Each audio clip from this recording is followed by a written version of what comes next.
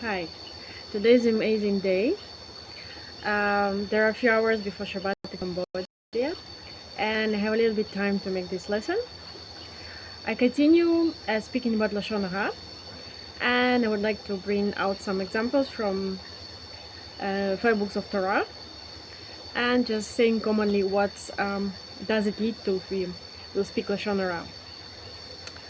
Rabbi Shuna ben Levi said, the term Torah appears 5 times in the chapters which discuss the Metzora. Metzora, there is a chapter in Torah, we can translate it being diseased, that whose affliction is punishment for having spoken Lashon Hora. Metzora speaks about spiritual impurity. It can be tzaaras, the skin disease.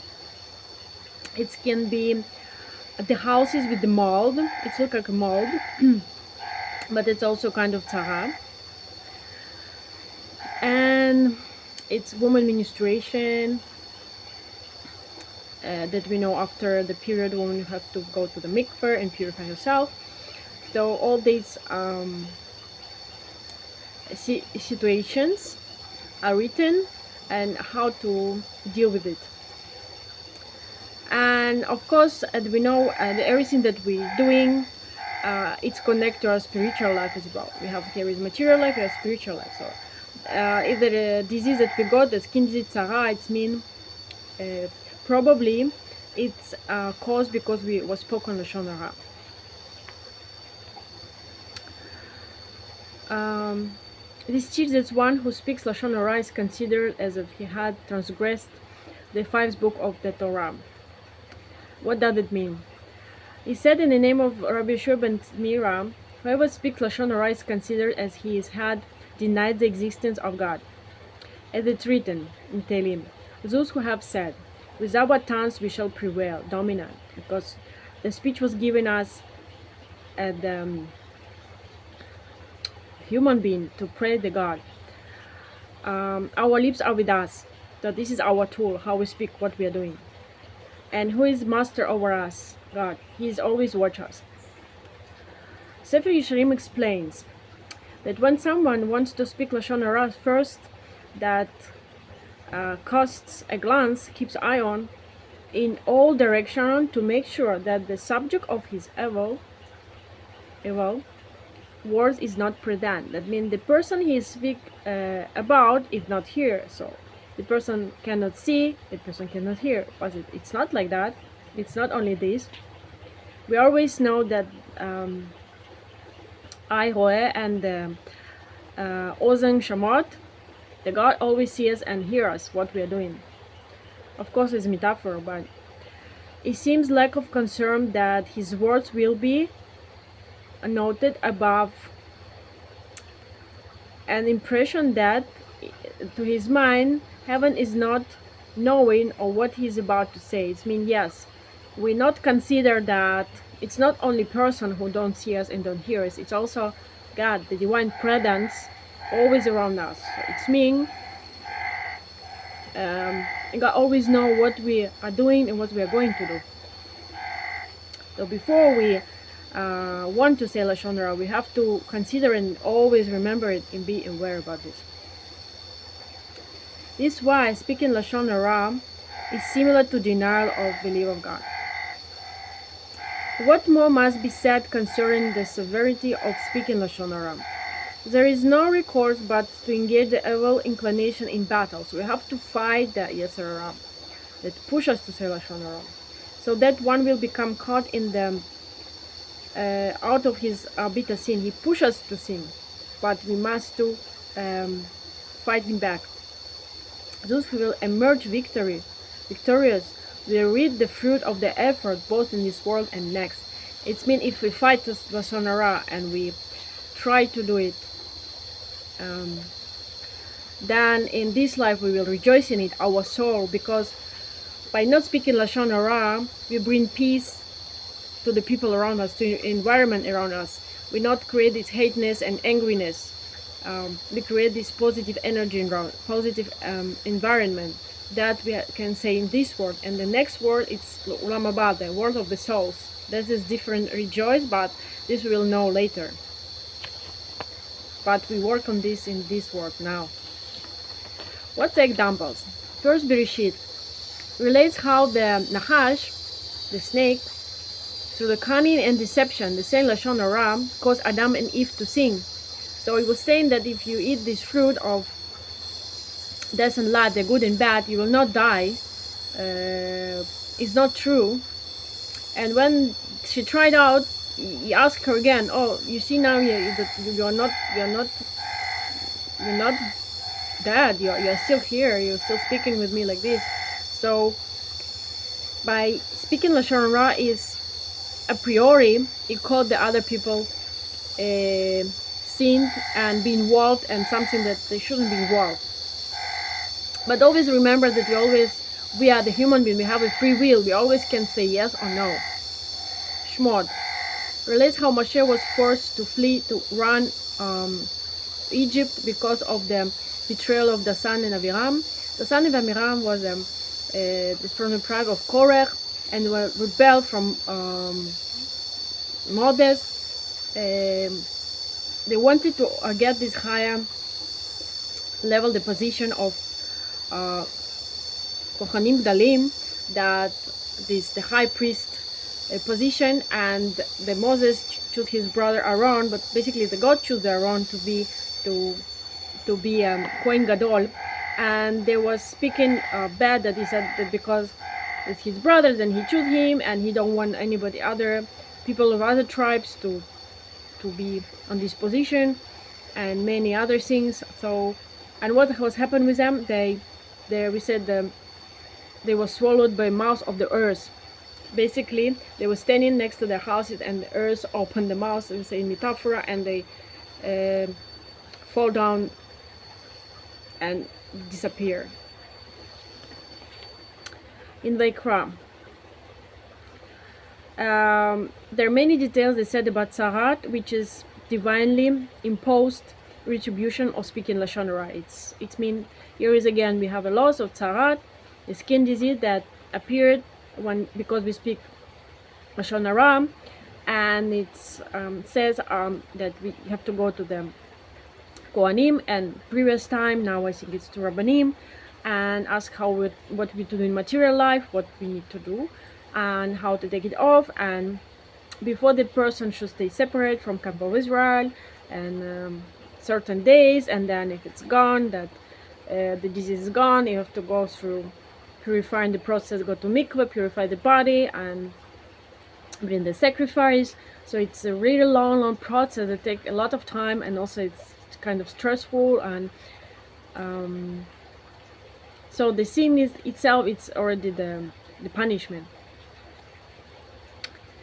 In Bamidbar, we have an example of Miriam, that she was speaking about brother Moses on his issue between his and her wife, that he not performing the duty of the husband because he separated himself from her to be, more close to God, and to do his prophecy, and she got tzaaras, and certain days she was out of the camp of Israel.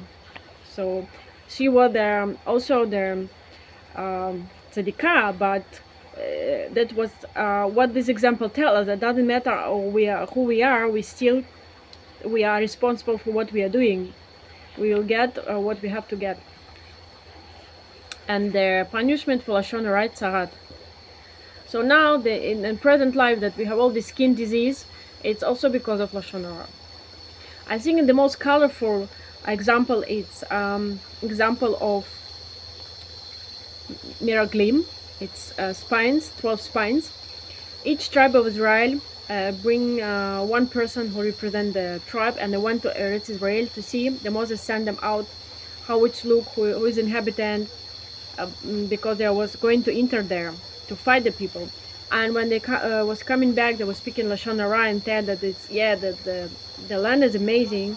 There's a lot of fruits, the huge fruits, and they bring out even the fruit, the fig and the grape, and it was few people who carrying them because it was too heavy.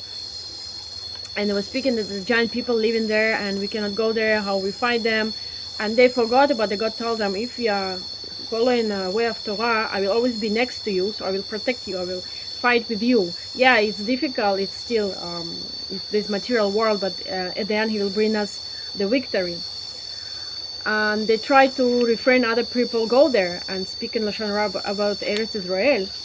And only the Caleb and Joshua was not spoken that, and they even didn't bring the fruit. They was considering that it will portray the Eretz of Israel is not a particular way, that they bring this huge fruit and it can have impact on the people about the thinking, and they even didn't do this.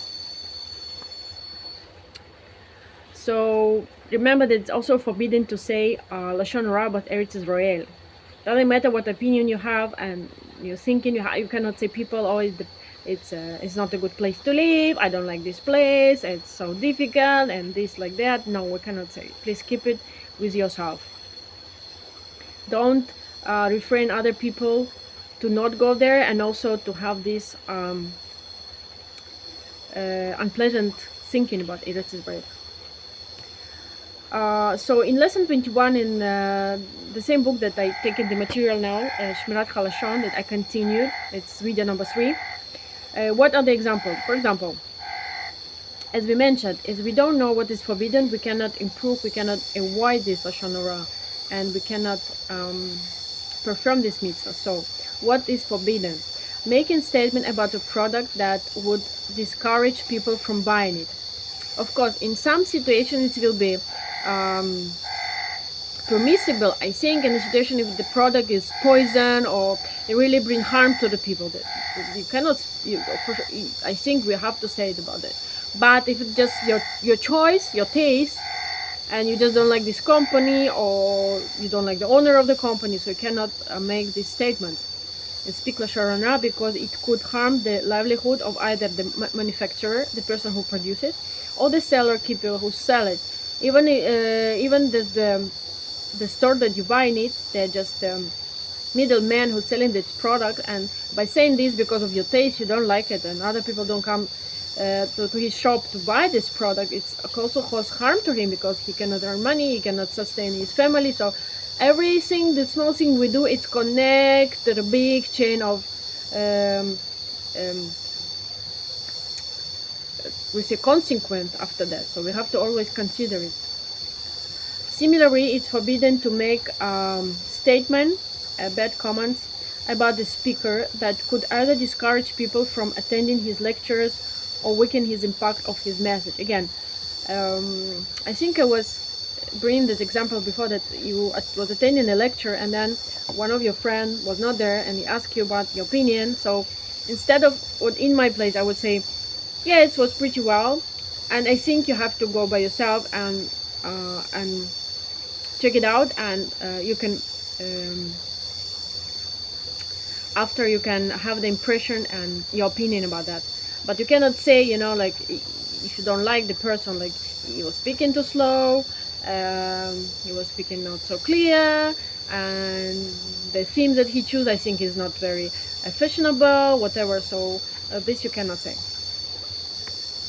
With any mitzvah, child should be trained to avoid speaking Lashon Hora as soon as he reaches the age of understanding in his regard. It's very common for children to denigrate the food that they serve, to speak some comments, you know, about the food, but that cause hurt to the cooker. Again, as we say, when we speak Lashon Hora, it's kill the person who speaks, the people who hear it, and the person who speak about. So even if you think it's just the comments about your taste, but that you do small comment about the cooker, so you cannot say this, because it can be, you know, not exactly the truth. Depend on which from angle we are looking on. So the best craftsman cannot perform his tasks properly in his if his tools are not so good and of poor of quality. So what it means, our tool is our tongue. That is our tool to speak out the Torah, the praise to God, and just to speak the certain things we have to speak in a day, or concerning to some activities in our life. Try to avoid to speak forbidden things, to always be aware before we want to say something. Remember that God always watches us. He knows everything. It's not only the person who you speak about. And remember that the punishment of Lashon Hora is very severe.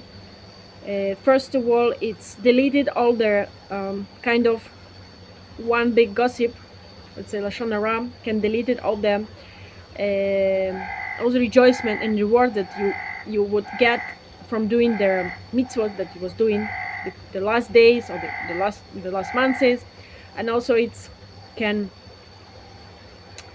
take you out from Olam Haba, and also the sin itself, it brings you harm in this life. Also, you will feel bad if the person knows that you speak about him badly. The person feel bad. It will again create the hate and angriness, and that's what lead us to unpeaceful world.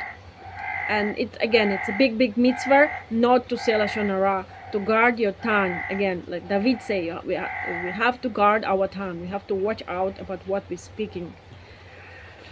And again, I wish everybody Shabbat Shalom, and just remember that we come here as a Jew to bring this divine present here, this light, this happiness, and by refrain from a word from Lashon Hora, we are doing the main duty. And also it's lead to be in best simcha, be happy, and make happy environment around us. Thank you that you watched my video.